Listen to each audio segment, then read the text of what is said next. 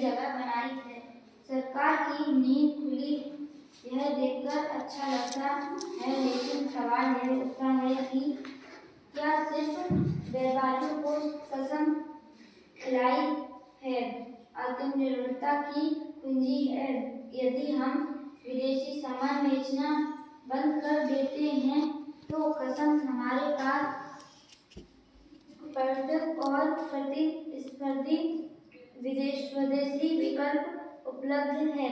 वर्तमान परिदृश्य है एक जटिल प्रश्न है जिसका उत्तर देना आसान नहीं है।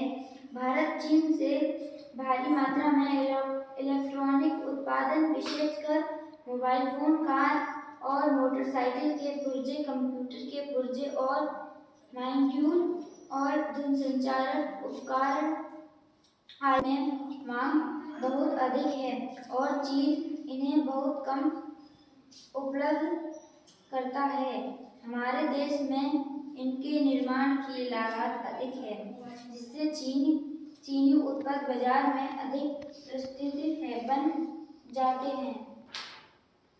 यदि व्यापारी स्वदेशी सामान बेचना बंद कर दे तो बाजार में इन उत्पादों की उपलब्धता का क्या होगा?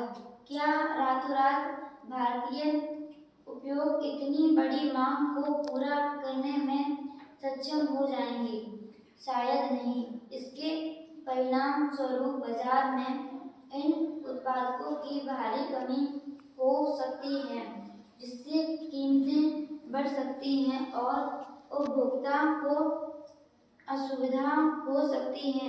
सरकार को इस आत्मनिर्भरता की दिशा में बढ़ने से पहले एक स्पष्ट और विस्तृत रणनीति प्रस्तुत करनी होगी कि स्वदेशी उत्पादों की उपलब्धता कैसे सुनिश्चित की जाएगी।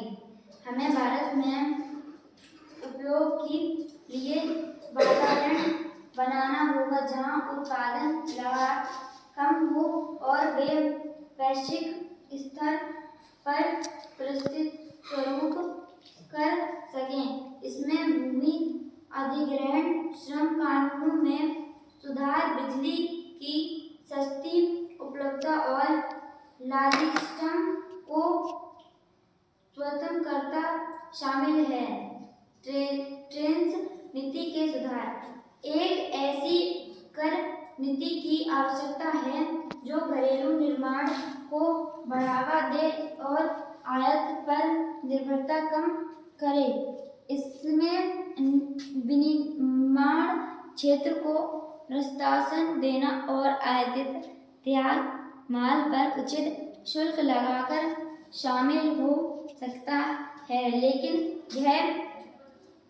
यह सुनिश्चित करना होगा कि इसका अंतिम बोझ आर्थिक पर न पड़े। अनुसंधान और विकास में निक्षेप, चीन की सफलता एक बड़ा कारण उसकी तकनीकी उन्नति है। भारत को भी अनुसंधान और विकास में भारी निवेश करना होगा ताकि हम अत्याधुनिक तकनीकी विकसित कर सकें और विशेष तकनीकों पर हमारी निर्भरता कम हो सके।